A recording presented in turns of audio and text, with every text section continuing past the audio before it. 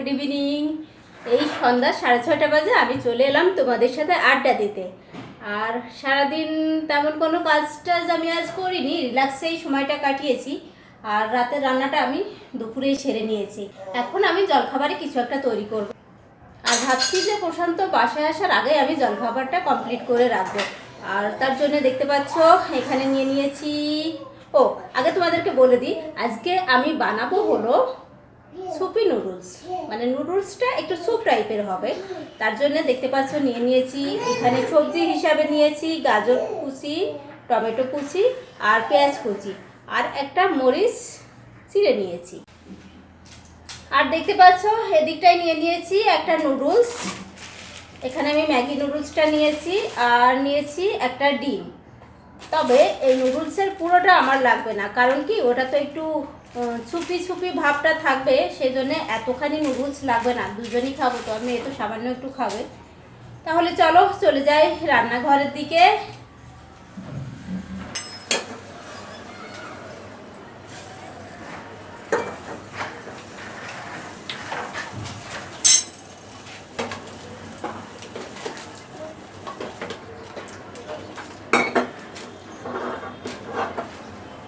এই যে দেখতে পাচ্ছ আমি চুলায় একটা হাঁড়ি বসিয়ে নিয়েছি, আর হাঁড়িটা আমার গরম হয়ে গেছে।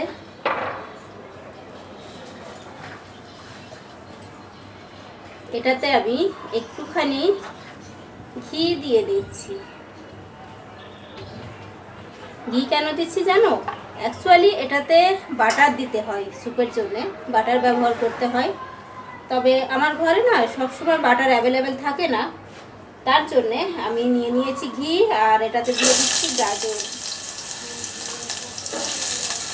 দিয়ে দিচ্ছি পেঁয়াজ, আর এই কাঁচামরিচটা আমি পরে দেবো, কেন কি মেয়েকেও তো একটু খাওয়াতে হবে। তার জন্যে ওটা পরে দিলে এর মধ্যে ঝাল ভাবটা কম যাবে। আর ওটা দেওয়াও লাগবে না, কারণ মশলা তো থাকেই নুডলসের সাথে, স্যুপের সাথে। মরিচ এক্সট্রা করে না দিলেও চলে। এটাকে হালকা একটু ভাজা ভাজা মতো করে নেব।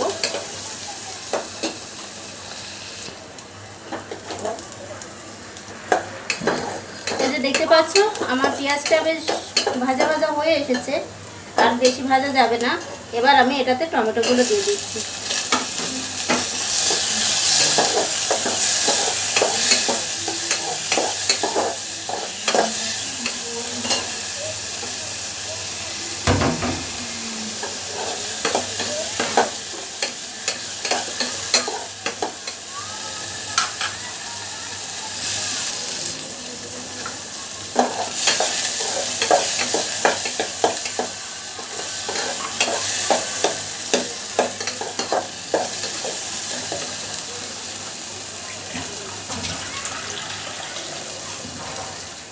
এর মধ্যে প্রশান্ত বাসায় চলে এসেছে, তাই আমি মাঝেরটুকু তোমাদের সাথে কথা বলতে পারিনি।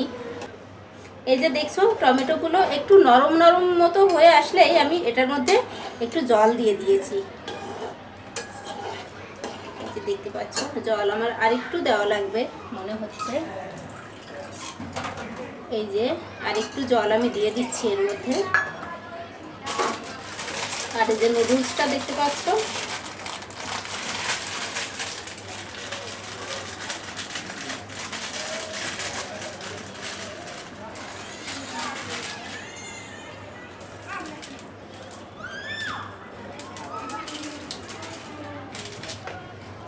আর এই যে দেখতে পাচ্ছ নুডলসটা ভেঙে অর্ধেকটুকু আমি এর মধ্যে এবার দিয়ে দিচ্ছি। এটা এবার এই নুডলসটাকে ভালো করে সেদ্ধ করে নিতে হবে। তাহলে চলো নুডলসটা সেদ্ধ হলে তোমাদের কাছে আবার আসছি।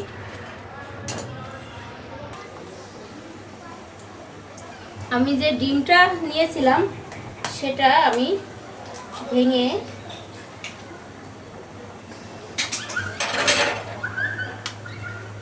এবার দেখতে পাচ্ছ আমি যে ডিমটা নিয়েছিলাম সেটা এখানে ভেঙে নিয়েছি। এটাকে ভালো করে ফেটিয়ে নেব।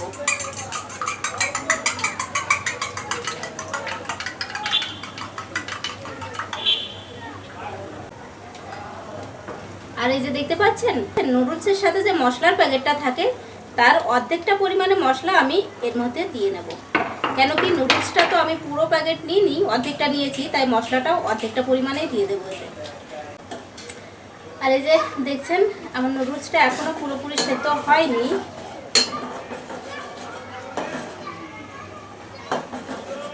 আর একটু সেদ্ধ হওয়া পর্যন্ত আমি অপেক্ষা করব। এই যে দেখো আমার নুডলসটা ভালো মতো সেদ্ধ হয়ে গেছে। আর এদিকে যে ডিমটা আমি ফেটিয়ে রেখেছিলাম এটাকে এবার এর মধ্যে দিয়ে দেব। আর এটাকে খুব আস্তে করে দিতে হবে, আস্তে আস্তে, দেখতে পাচ্ছ খুব সরু করে দিচ্ছি, আর খুব ভালো করে নেড়ে চেড়ে নিতে হবে, না হলে ডিমটা গলা পাকিয়ে যাবে। এটা আমি একটু জাল হওয়া পর্যন্ত অপেক্ষা করব, এভাবেই নাড়তে থাকবো। দেখতে পাচ্ছ ডিমটাতে ভালো মতো জালটা যাতে লেগে যায় সেজন্য আমি একটু নেড়ে চেড়ে নিচ্ছি। আর নাড়াচাড়া করতে না থাকলে এই ডিমটা দলা পাকিয়ে যাবে।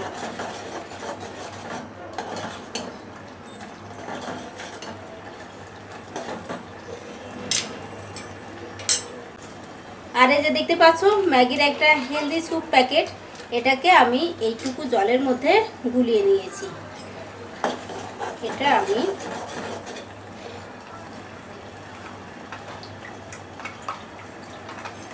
এটাকে এবার আমি এর মধ্যে দিয়ে দেব।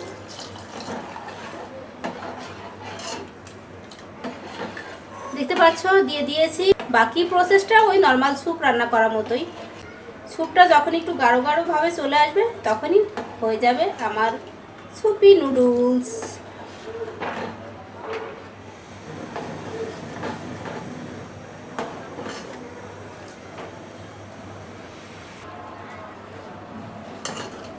এই যে দেখতে পাচ্ছ আমার স্যুপটা বেশ গাঢ় হয়ে এসেছে, আর এর থিকনেসটা দেখো ঠিক এরকম হয়েছে।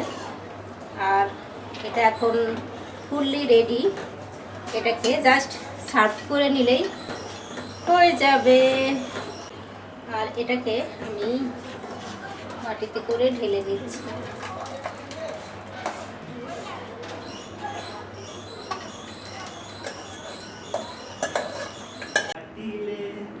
এই যে দেখো এটা এখন খাবার জন্য রেডি। আর আমার মেয়ের জন্য একটু সেরেলাক রান্না করে নিয়েছি, ও যদি স্যুপ খেতে চায় তাহলে খাবে, না খেলে ওকে এটা খাওয়াবো। তাহলে চলো যাই।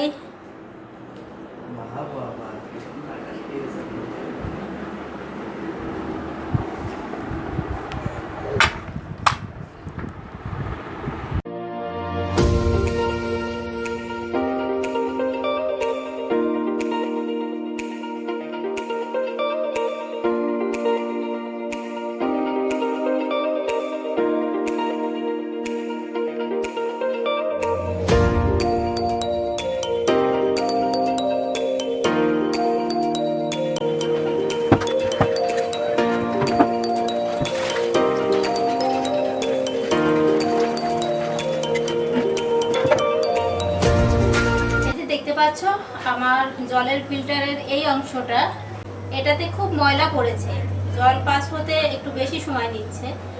তবে এখন তো গরমের সময়, অতটা জল পাস হতে অতটা সময় নিলে এদিকে আবার আমি পেরে দিচ্ছি না, জল তো একটু বেশিই খাওয়া লাগছে এখন, তার জন্য এটাকে একটু পরিষ্কার করে নেব। আর দেখো পরিষ্কার করার জন্য আমি এক টুকরো শিরিষ কাগজ নিয়ে নিয়েছি, এটা হলো ওয়াটার প্রুফ শিরিষ কাগজ। আর এটা দিয়ে এভাবে ডললেই দেখো পরিষ্কার হয়ে যাবে বেশ ভালোভাবে।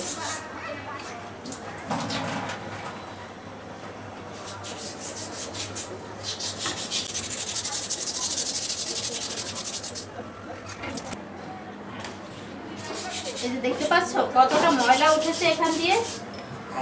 এর কারণ হলো জলে যে আয়রনটা থাকে সেই আয়রনটা এটাকে পুরো ঢেকে ফেলেছে। এই আয়রনটা এখন পরিষ্কার করে দিলাম, দেখতে পাচ্ছ বেশ ভালো পরিষ্কার হয়ে গেছে। আর একবার ডলা দিলে যেখান থেকে ভালো মতো ওঠেনি সেদিকটা দেখে দেখে ভালো করে ডলা দিয়ে দিতে হবে।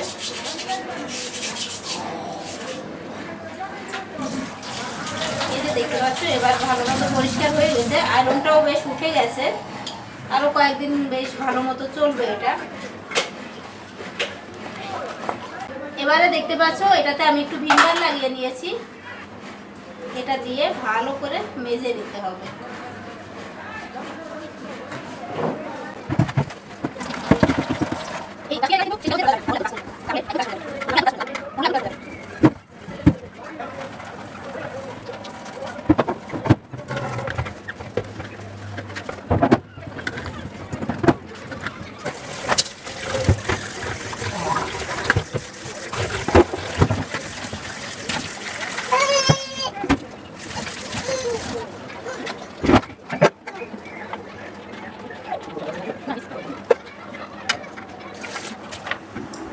তাহলে দেখতে পেলে তো কিভাবে আমি আমার ফিল্টারটা পরিষ্কার করলাম।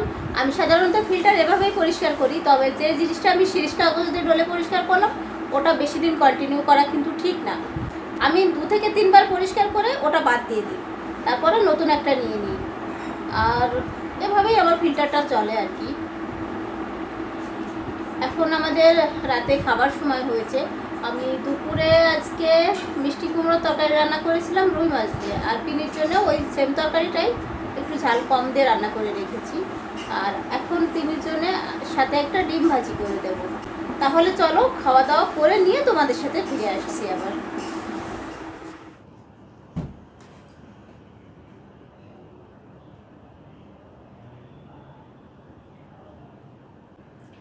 হ্যালো, এখন বাজে রাত্রি 10:30, আর তখন যে দেখলে আমি নুডলসটা রান্না করলাম ওটা খেয়ে দিয়ে তারপরে ওই পিনির সাথে, আর প্রশান্ত ছিল বাসায়, ওদের সাথে সময় কাটিয়ে ডিনার কমপ্লিট করেছি 9টার দিকে।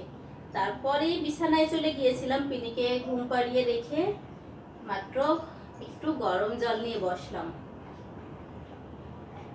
আর আমি ভাবলাম যে বেশ অনেক দিন হয়ে গেছে তোমাদের সাথে রাতে আমি কোনো কথা বলতে পারছি না। তার কারণ হলো প্রত্যেক দিন রাতে ডিনার করার পরে আমি যে পিনিকে ঘুম পাড়াতে বিছানায় চলে যাই, ওকে ঘুম পাড়াতে পাড়াতে আমারও ঘুম এসে যায়। তখন আর বিছানা থেকে উঠে আসতে মন চায় না, আর বিছানায় বসে তো কথাও বলা যায় না, বোঝই তো ছোটো বাচ্চা, শব্দ শুনলে উঠে পড়বে, আবার ঘুম পাড়াতে অনেক বেগ পেতে হবে। সেই জন্যেই মূলত তোমাদের সাথে অনেক দিন ধরে রাতে কথা বলা হচ্ছিল না, আর আজকে তাই আমি একটু সময় বের করে চলেই এলাম। কেন কি প্রশান্তরও এখনও ঘুমানোর সময় হয়নি, ও স্টাডি টেবিলে আছে, ওই জন্যই আমি একটু জেগে বসে আছি। বা তোমাদের সাথে কথা বলার সময়টা বের করতে পারলাম এই মুহূর্তে। আর আমি এখন বসেছি টিভি দেখতে। অনেক সময় হলো টিভি দেখা হয় না, বেশিরভাগ দিনই হয় কি এই যে রাতের দিকে একটু রান্না টান্না করতে হয় আমাকে, কারণ কি পিনিকে নিয়ে এই যে দুপুরে রান্না করে রাখতে পারি না, তার জন্য রাতে রান্না করতে হয়। এদিকে টিভি আমি অনেক দিন ধরেই ভালো মতো দেখি না, ওই জন্য বসলাম একটু টিভিও দেখে নিই, তোমাদের সাথে একটু কথাও বলে নিই। আর হ্যাঁ, তোমরা যারা আমার চ্যানেলটা নিয়মিত দেখো তারা প্লিজ একটা সাবস্ক্রাইব দিয়ে দিও, আর যদি ভালো লেগে থাকে আমাকে তোমাদের, তাহলে একটা লাইক দিও, আর অবশ্যই তোমাদের যদি কোনো মতামত থাকে তাহলে কমেন্টস বক্সে জানিয়ে দিও। তাহলে তোমরা সবাই খুব ভালো থেকো, শান্তিতে থেকো, আর হাসি খুশি থেকো। Good night.